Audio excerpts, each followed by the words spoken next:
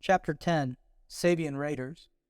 The Arabian elements of the Book of Job depict camels, the desert, and Sabaeans, also spelled Sabeans, S-A-B-E-A-N-S. A common question people ask is if Job is a translation from the language of Arabic. The only problem with that assertion is that the Quran was the first book written in Arabic. There was no other books written in Arabic before the Quran. Arabic was a language that came forth after Nabatean Arabic in the 4th century AD. So the question is baseless. There is no community in the Hijaz that created Aramaic literature for the Book of Job to be written. The original text of Job was Aramaic, and eventually Proto-Hebrew copies came forth.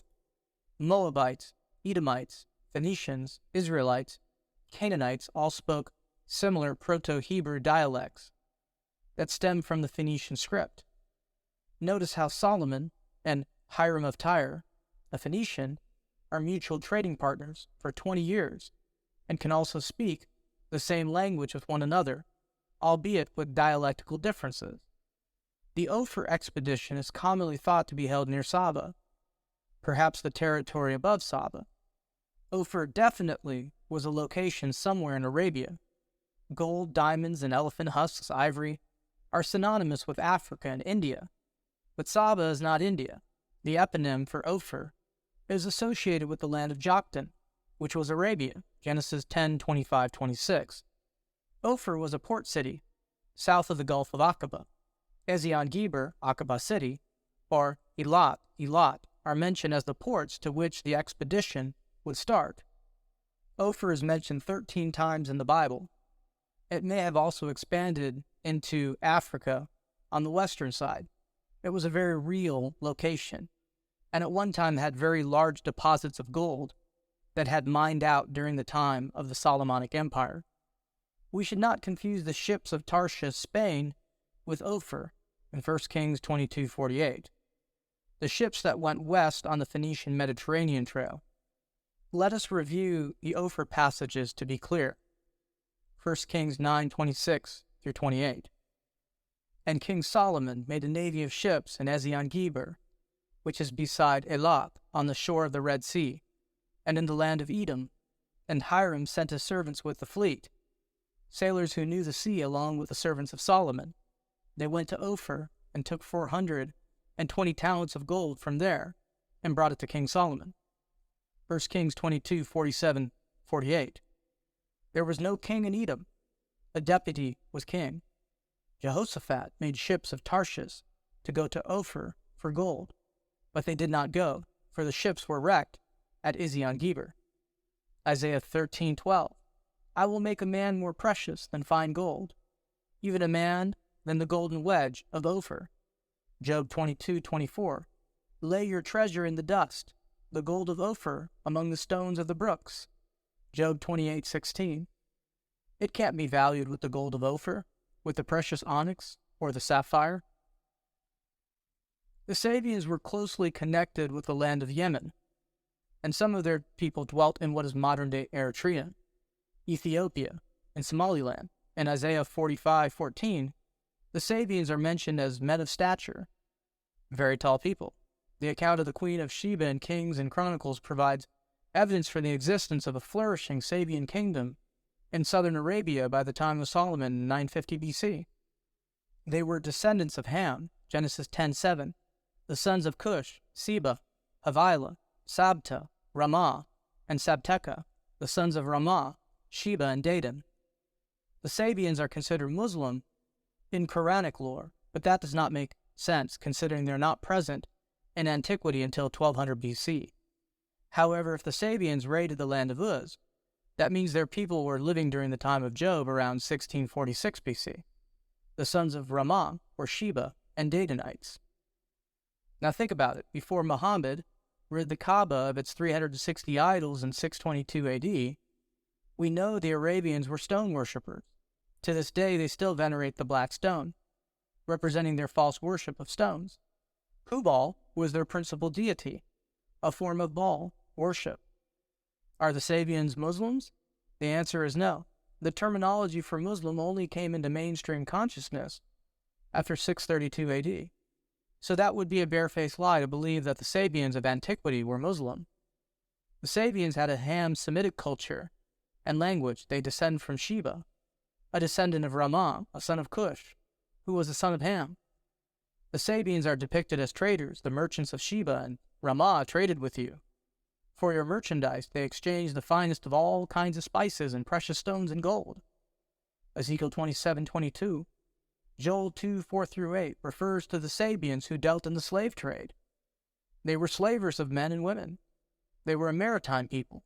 To this day, you will notice a remnant of the Sabaean people living in Yemen, and like the Somalians, were tall people. Somaliland is part of ancient Ethiopia. People often forget to review their geography books. For hundreds of years, these communities have hotly contested these areas and gone to war for the land. When properly reviewing a Kingdom of Saba map, you will notice that parts of Somaliland, Yemen, Eritrea, Ethiopia, and Djibouti made up the Sabaean kingdom, with Marib the center. The Sabaeans were these people recorded in the Job report. Notes on the Sabaean Raid. Number 1. The Sabaeans raided the land of Uz. Number 2. The attack was successful. Number 3. They killed the servants of Job's sons' household. Number 4. The Sabaeans used swords to kill the servants. Number 5. The Sabaeans stole Job's livestock, oxen, and donkeys. The question to be addressed is why attack the land of Uz that was so far north? When you look on the trade route maps, you'll notice that Edom was right on the spice route. To capture those lands would mean to control the trade route for the Sabaeans, as the Sabaeans were a seafaring people near the Gulf of Aden. It only made sense that they control Uz so they could have a monopoly on the trade route. One must remember by the time of Solomon that the queen of Sheba, Saba, came and gave Solomon great gifts, and she gave the king 120 talents of gold, large quantities of spices and precious stones.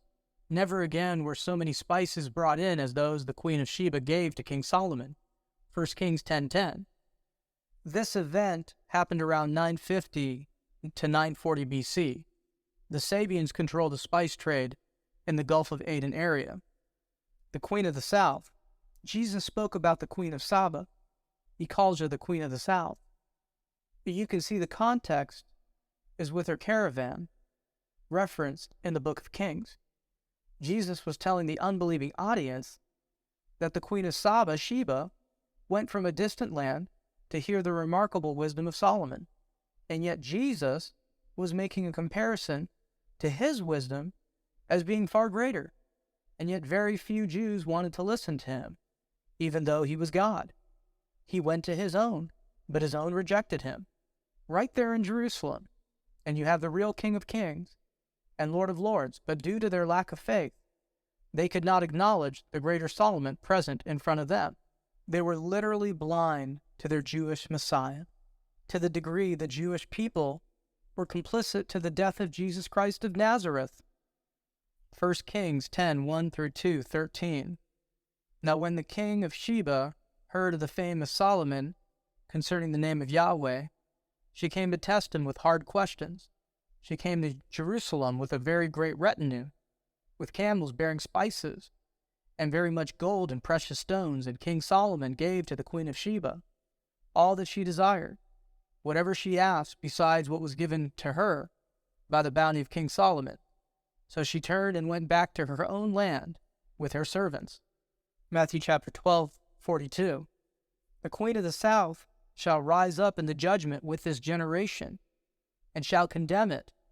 For she came from the uttermost parts of the earth to hear the wisdom of Solomon, and behold, and now something greater than Solomon is here. Jesus is a solid historian who is well aware of the Sabaean people as a historical people, including the Solomonic account with the queen of Sheba, Saba, referenced in Kings. We know he learned the Torah as a young boy, but more importantly, because he was the Word.